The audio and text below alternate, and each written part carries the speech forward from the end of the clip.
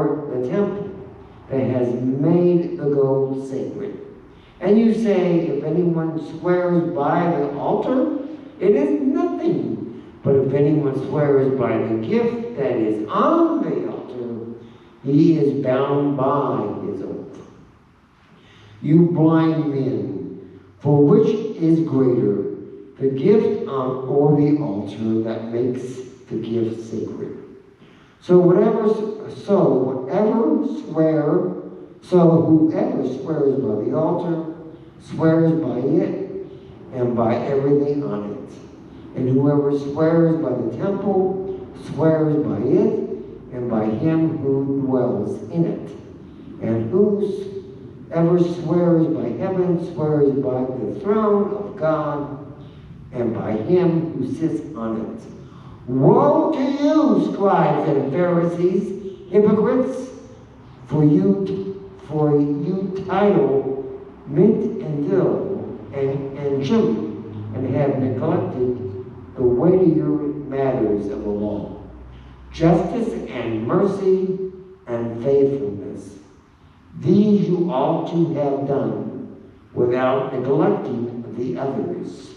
You blind guides, straining out a grape and swallowing a camel. Woe to you, scribes and Pharisees, hypocrites, for you clean the outside of the cup and the plate, but inside they are full of greed and self-indulgence. You blind Pharisees, first clean the inside of the cup and the plate, that the outside may also be clean. Woe to you! Wait. What? Let's stop there. All right. Because that is saying, stop cleaning and washing the outside of your body to make you feel better, make you look better. Go deep within you and clean the inside of you out. Make sure that is pure. Make sure that is the heart of who you are. It's like praying to the altar. You go to the altar to clean yourself, not to worship the little things that are sitting on it, the offering, because that means nothing. The altar is within you. So clean off the altar inside of you and make it pure again and become one with God again. Forget the outside. The outside will take care of itself once you've cleaned the inside of you, the inside of the cup, the inside of the plate. Like he says, the outside will be clean without even having to wash it because you've done the soul search. Okay, now you can go. Next, woe. Woe to you, Christina. You're welcome. Woe to you, scribes and Pharisees, hypocrites, for you are like a whitewashed tombs, which outwardly appear beautiful, but within are full of dead people's bones and all uncleanliness. So you also outwardly appear righteous to others, but within you are full of hypocrisy and lawlessness. Woe to you, scribes and Pharisees, hypocrites, for you build the tombs of the prophets and decorate the mountains of the righteous, saying, if we had lived in the day of our fathers, we would not have taken part with them in shedding the blood of the prophets. Thus you witness against yourself that you are sons of those who murdered the prophets. Fill up then the measure of your fathers. You serpents, you brood of vipers, how are you to escape being sentenced to hell? Therefore I send you prophets and wise men and scribes, some of whom you will kill and crucify, and some you will flog in your synagogues and persecute from town to town, so that on you may come all the righteous blood shed on earth, from the blood of the innocent Abel to the blood of Zechariah, the son of Barachias, whom you murdered between the sanctuary and the altar. Truly I say to you, all these things will come upon this generation.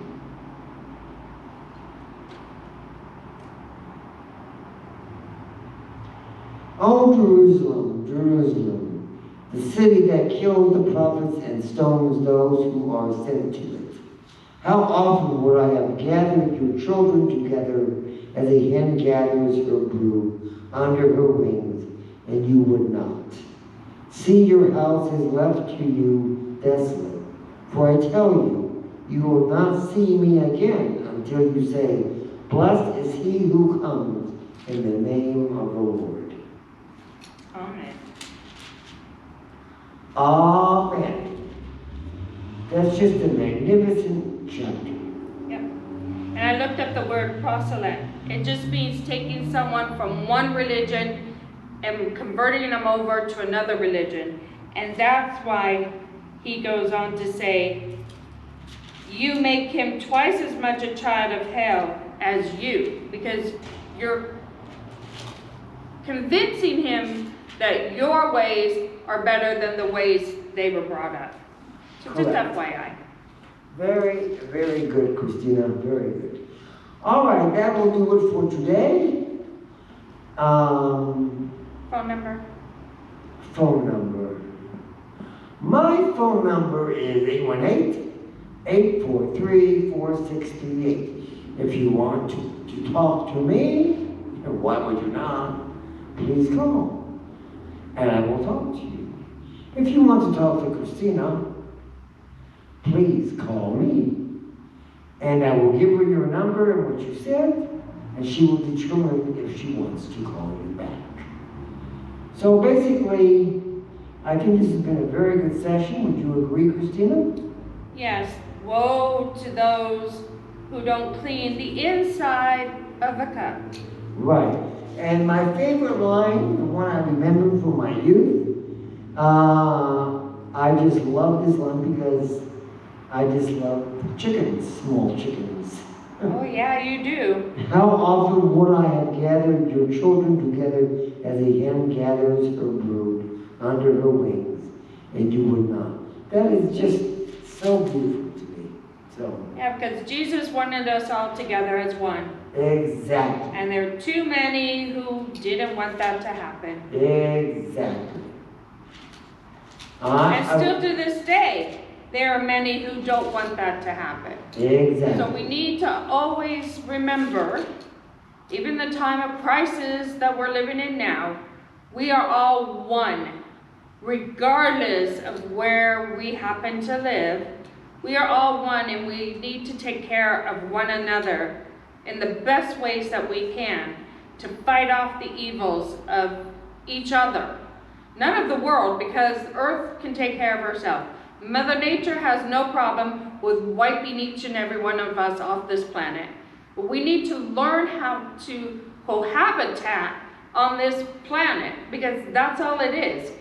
We are all one. I don't care if you're way across on the other half of the world. We are still one human race. We need to protect each other, we need to love each other, and we need to take care of each other. Right. That's all I'm saying. And very good. And before we go, I'd like to mention